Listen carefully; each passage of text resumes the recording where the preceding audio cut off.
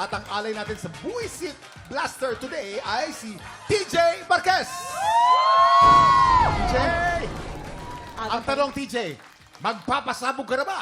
Magpapasabog na! Grabe, 8-pack, TJ. Okay, puka muna dyan. Fit ka pa rin pagkatapos ng bench show mo, ha? Talaga namang kitang-kita. Suot mo yung ayan, para ready ka na, para hindi ka mapulbusan sa Yes. mukha. Okay, TJ, eto na ang unang sang tanong. Sang Sabo! Okay, TJ, alin dito ang unang sexy role na ginampanan ni E.A. Guzman? A. Work from home na macho dancer. B.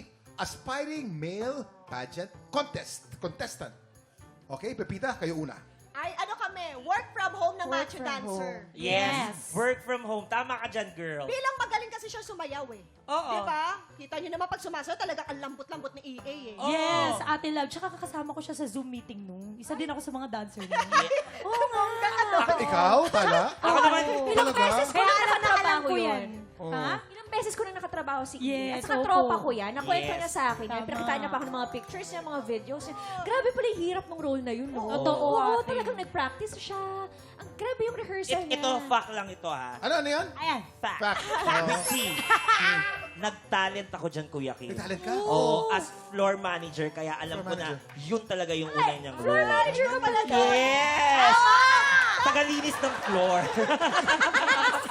Work from home, macho dancer ang sagot namin. Work from home, Yes. macho dancer. Okay, thank you guys. Dito naman tayo sa kabila. Jason. Hindi, sumali siya sa anong pangalawa, Kuya Kim? Ano yan? Parang di ka sure. Hindi, yung pangalawa, ano yung pangalawa, Kuya Kim? Yung aspiring male pageant Male contestant. Ayun, pageant. aspiring Pageant. male pageant. Kasi pinaraktas niya yung runaway, kunyari. Yan, Taran, oh. taran, Oh. taran, Ano tawag taran, na tawag? Runaway. Taran, taran, taran, taran. Para kasi siya nagmo-model nun Okay, eh. oh. Pinaraktas niya. Taran, taran, Kaya kita mo yung sa ano niya, doon sa isang mga bikini-bikini. Ang galing niyang rumampa, gumagano. Tarantan, tarantan. Ay, sample nga sa... Hey, ah? Nasaan ang abs? Parang nag-audition siya. Kaya yun. Totoo. Maganda. Nakakayak Okay nga na. yung ano niya. Hindi, tsaka... Tapos binaril siya doon sa dulo. Ay, so hindi kasama Di ba ba? Di ba ba? Yun talaga yun. Galing sa pagiging model talaga. Yeah, Tsaka model nagpa-pageant. talaga. Yes. Bago Kanta mo yun eh. mag-artista. Oo. Oh. Yun yung role niya. Okay. Okay, TJ, anong sagot mo? Ako kasi, sa totoo kaibigan ko to si EA. Siya, isa lang yung management namin. Alam ko, feeling ko rin, nag-macho dancer siya, pero doon niya yata nakuha yung pinagpagawa niya ng bahay. Pero, alam ko rin, nagmo-model yan kasi nakasama ko yun mag-model, magaling rumampa. So, anong sagot mo? Pakiramdam ko, dito Model, ako yes. model. Yes, tama ka dyan. Oo, model. Ang sagot mo model. ay Model eh. aspiring male pageant contestant. Ikaw ba ay kabog o sabog? Alamin natin in 5, 4, 3, 2, 1! Sabi sa'yo, TJ! Ang tamang sagot ay work from home na macho dancer. Work from home na macho dancer. Yun ang unang role niya. Sabi sa'yo, makinig ka sa amin. Makinig ka sa amin dahil mahal na mahal ka na. Grabe mo po si Pepita. May pagkakataon pa, TJ, ha? Ito na ang pangalawang sang tanong. Sang Sabo! Ang tanong, anong kakaibang beach activity ang inamin ni David Dicauco na natry na niya? A. Mag-skinny dipping sa beach.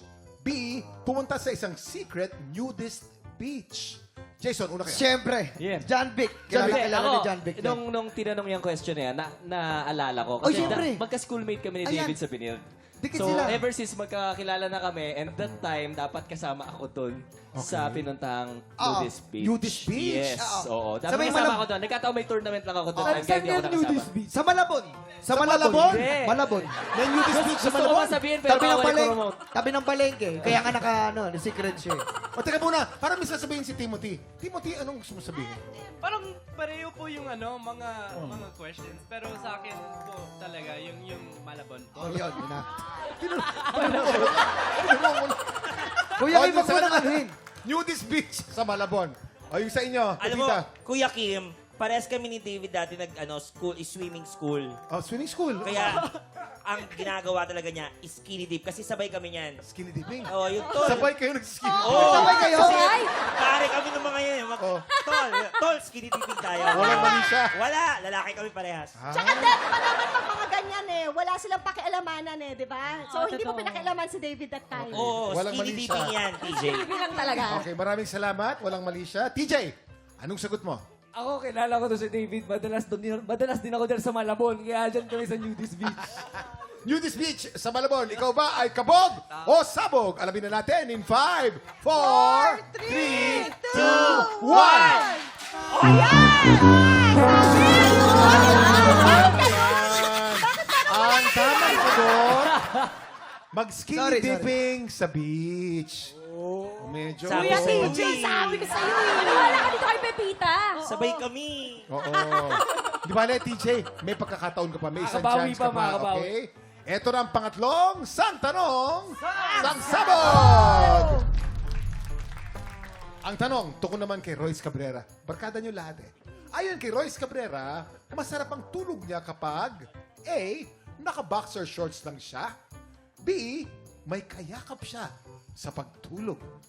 Pepita, una kayo. Eto kami ah. Eto si Chris. Hindi, ako kasi kababata ko tong si Roy. Oh, of course. Oo. Hindi, totoo. Bakit hindi? Totoo, kababata ko siya. So, Mm-hmm. parang nakukwento sa akin ng mommy niya, nakukwento sa akin ng parents niya na talagang mahilig siya na mag-boxer shorts. Boxer kapag natulog. shorts. Oo. Yes, at saka, ano rin ako dyan, sabay din kasi minsan. Sabay din kayo Sabay natutulog. kami natutulog na naka-boxer shorts din ako. Wala ring mali siya. Walang mali siya, walang mali Mga siya. pare, mga tulog. Parang ang sarap ng buhay mo niya.